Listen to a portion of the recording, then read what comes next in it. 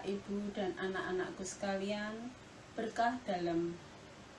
Melalui BKL yang ke-19 ini, kita diajak untuk merenungkan perayaan Ekaristi sebagai perayaan syukur, supaya kita tidak perlu saling mengeluh dalam kondisi apapun, terutama situasi sekarang ini. Maka, marilah kita mulai dengan memberikan tanda kemenangan kita. Dalam nama Bapa, Putra, dan Roh Kudus. Amin. Rahmat Tuhan kita Yesus Kristus, cinta kasih Allah, dan persekutuan Roh Kudus beserta kita, sekarang dan selama-lamanya. Marilah saudara-saudara dan anak-anakku sekalian, kita diundang untuk menjalani kerendahan hati dan menyesali atas dosa-dosa kita. Kita serukan seruan tobat. Saya mengaku kepada Allah yang Maha Kuasa dan kepada saudara sekalian bahwa saya telah berdosa dengan pikiran dan perkataan, dengan perbuatan dan kelalaian. Saya berdosa, saya sungguh berdosa. Oleh sebab itu saya mohon kepada Santa Perawan Maria, kepada malaikat dan para orang kudus, dan kepada saudara sekalian, supaya mendoakan saya pada Allah Tuhan kita. Marilah kita buka acara ini dengan doa. Allah yang penuh kemurahan, Engkau senantiasa mencukupi hidup kami dengan kelimpahan kasih dan rahmat-Mu. Kami bersyukur karena Engkau telah begitu mengasihi kami dengan cuma-cuma. Maka ajarilah kami untuk selalu bisa bersyukur dan belajar menebarkan kasih dengan ketulusan bagi sesama kami setiap hari. Demi Yesus Kristus Putra-Mu yang bersama Dikau dalam persekutuan Roh Kudus hidup dan berkuasa kini dan sepanjang masa. Marilah untuk selanjutnya kita dengarkan sabda Tuhan. Bacaan dikutip dari Kisah Para Rasul. Juga orang banyak bangkit menentang mereka. Lalu pembesar-pembesar kota itu menyuruh mengoyakkan pakaian dari tubuh mereka dan mendera mereka. Setelah mereka berkali-kali didera, mereka dilemparkan ke dalam penjara. Kepala penjara diperintahkan untuk menjaga mereka dengan sungguh-sungguh. Sesuai dengan perintah itu, kepala penjara memasukkan mereka ke ruang penjara yang paling tengah dan membelenggu kaki mereka dalam pasungan yang kuat. Tetapi kira-kira tengah malam, Paulus dan Silas berdoa dan menyanyikan puji-pujian kepada Allah, dan orang-orang hukuman lain mendengarkan mereka. Akan tetapi, terjadilah gempa bumi yang hebat, sehingga sendi-sendi penjara itu goyah, dan seketika itu juga terbukalah semua pintu dan terlepaslah belenggu mereka semua. Ketika kepala penjara itu terjaga dari tidurnya dan melihat pintu-pintu penjara terbuka, ia menghunus pedangnya hendak membunuh diri, karena ia menyangka bahwa orang-orang hukuman itu telah melarikan diri. Tetapi Paulus berseru dengan suara nyaring, katanya, "Jangan celakakan dirimu, sebab kami semuanya masih ada di sini." Kepala penjara itu menyuruh membawa suruh, lalu berlari masuk, dan dengan gemetar tersungkurlah ia di depan Paulus dan Silas. Ia mengantar mereka keluar sambil berkata, "Tuan, Tuan, apakah yang harus aku perbuat supaya aku selamat?" Jawab mereka, "Percayalah kepada Tuhan Yesus Kristus, dan engkau akan selamat, engkau dan seisi rumahmu." Lalu mereka memberitakan firman Tuhan kepadanya dan kepada semua orang yang ada di rumahnya. Pada jam itu juga kepala penjara itu membawa mereka dan membasuh bilur mereka. Seketika itu juga ia dan keluarganya memberi diri dibaptis. Lalu ia membawa mereka ke rumahnya dan menghidangkan makanan kepada mereka. Dan ia sangat bergembira bahwa ia dan seisi rumahnya telah menjadi percaya kepada Allah. Demikianlah sabda Tuhan. Syukur kepada Allah. Hari yang ke-19. Ekaristi sebagai perayaan syukur. Sikap suka mengeluh merupakan salah satu tanda orang yang sulit bersyukur. Tidak bisa dipungkiri, ada banyak hal yang dalam kehidupan ini yang mungkin membuat kita mengeluh, seperti beban pekerjaan yang menumpuk, sakit yang tidak kunjung sembuh, pendapatan yang pas-pasan, cuaca yang tidak bersahabat, dan lain sebagainya. Namun, Ekaristi mau mendorong dan menyadarkan kita bahwa semestinya kita harus selalu bersyukur, sebab sekalipun ada yang dikeluhkan, tetapi sebenarnya ada begitu banyak hal yang lain yang pantas kita syukuri.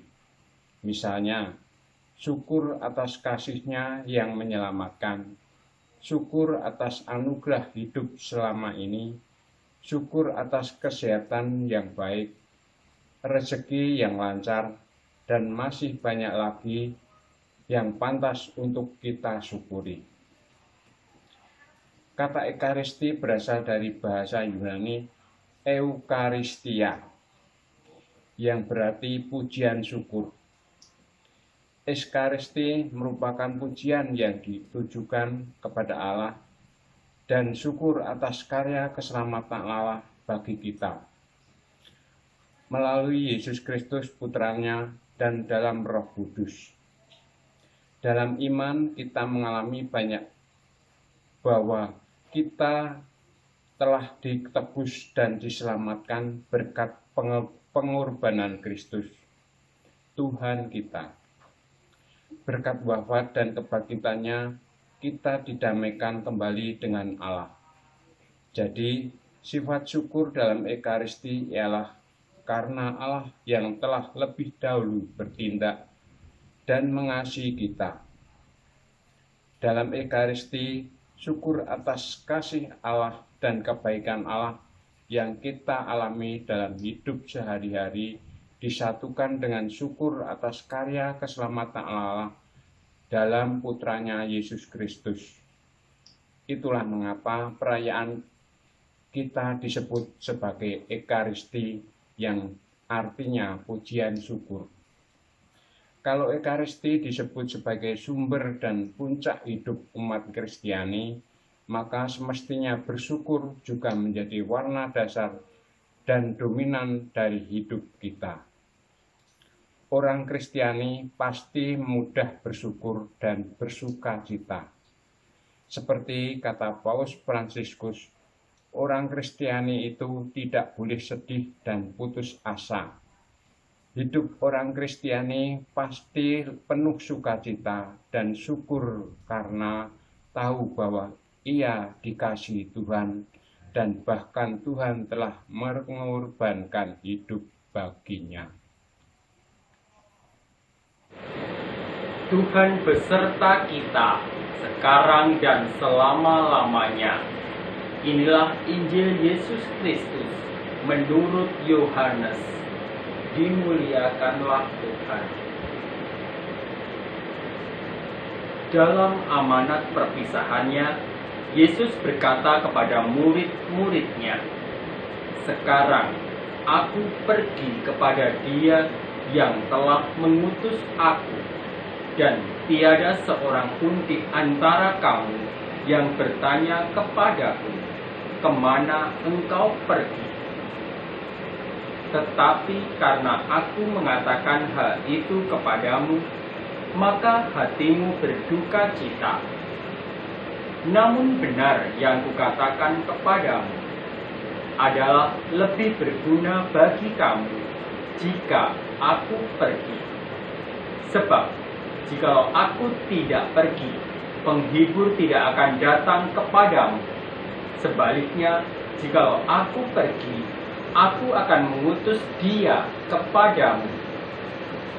Dan kalau penghibur itu datang, Ia akan menginsafkan dunia akan dosa, kebenaran, dan penghakiman. Akan dosa karena mereka tetap tidak percaya kepadaku. Akan kebenaran karena aku pergi kepada Bapa dan kamu tidak melihat aku lagi. Akan penghakiman karena penguasa dunia ini telah dihukum. Berbahagialah yang mendengarkan sabda Tuhan dan tekun melaksanakannya. Sabdamu adalah jalan, kebenaran dan hidup kami. Bapak, Ibu, dan anak-anak yang terkasih, selamat malam, berkah dalam. Salam sehat dan salam bahagia bagi kita semua. Pada bacaan pertama, Paulus mengatakan bahwa percayalah pada Tuhan Yesus Kristus dan engkau akan selamat, engkau dan seisi rumahmu. Hanya satu kata, yaitu percaya, kunci untuk dapat masuk ke kerajaan Allah yang bisa menyelamatkan kita, yaitu percaya. Pada zaman era modern ini, otak seseorang bisa mempunyai beberapa kunci. Misalnya untuk membuka HP, ada kuncinya. Mengambil ATM, ada PIN-nya. Membuka komputer, ada password-nya. Tetapi tidak berlaku untuk Tuhan. Untuk Tuhan hanya ada satu kuncinya, yaitu percaya. Bagaimana supaya hidup kita lebih baik? Yaitu dengan percaya kalau Tuhan beserta kita. Terus bagaimana supaya kita bertobat? Yaitu dengan percaya akan kerajaan Allah. Bagaimana supaya doa kita dikabulkan? Yaitu dengan percaya bahwa Tuhan beserta kita. Tuhan akan bekerja. Bagaimana supaya kita diselamatkan? Yaitu dengan percaya bahwa kita punya Sang Juru Selamat. Jadi, cukup satu kata untuk seluruh aspek kehidupan. Maka semuanya akan diawali dengan rasa percaya, maka hal yang lain akan mengikutinya. Seperti kepala penjara yang sadar akan kesalahannya. Roh Kuduslah yang bekerja di dalam hati kepala penjara itu, sehingga ia sadar dan menuju ke kebenaran. Berbicara dengan Roh Kudus, berbicara Roh Kudus pada bacaan Injil. Dalam bacaan Injil yang kita dengar tadi menggambarkan bahwa ketika kita dibaptis, kita menerima Roh Kudus, dan Roh itulah yang menghubungkan kita dengan Allah setiap hari, setiap saat, setiap waktu. Roh Kudus ini yang akan menuntun kita, menuntun langkah hidup kita, akan menginsafkan kita dari dosa. Tanpa Roh Kudus, mustahil bagi kita untuk dapat memahami karya Allah dan melakukan kehendak-Nya. Sayangnya, Bapak, Ibu, dan anak-anak yang terkasih, kita sering melupakan kehadiran Roh Kudus dalam diri kita. Kita lebih mengandalkan kekuatan sendiri daripada kita bertanya pada Roh Kudus dalam hati kita. Maka, marilah kita selalu mengandalkan Roh Kudus kita sudah tahu kunci masuk ke kerajaan Allah yaitu percaya. Maka marilah kita mengandalkan Roh Kudus untuk dapat menuntun hidup kita menuju kebenaran, dan akhirnya kita menuju ke kerajaan Allah karena kita semua percaya. Kemuliaan kepada Bapa dan Putra dan Roh Kudus, seperti pada permulaan, sekarang, selalu, dan sepanjang segala abad. Amin.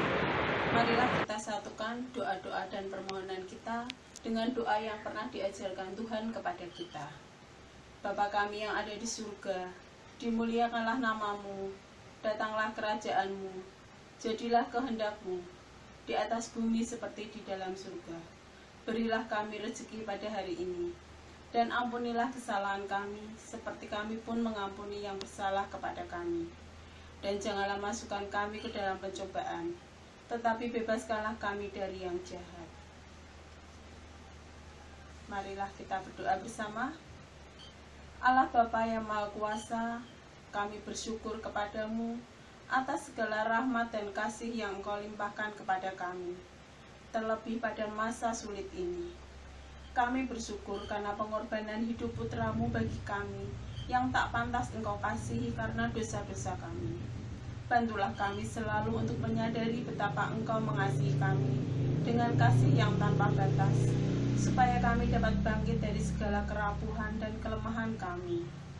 Semua ini kami tunjukkan kepadamu dengan pengantaran Kristus Tuhan kami, yang bersama Dikau dan Roh Kudus, hidup dan berkuasa, Allah kini dan sepanjang segala masa. Amin. Tuhan beserta kita, sekarang dan selama-lamanya. Semoga kita semua diberkati oleh Allah Bapa, dalam nama Bapa, Putra, dan Roh Kudus. Amin.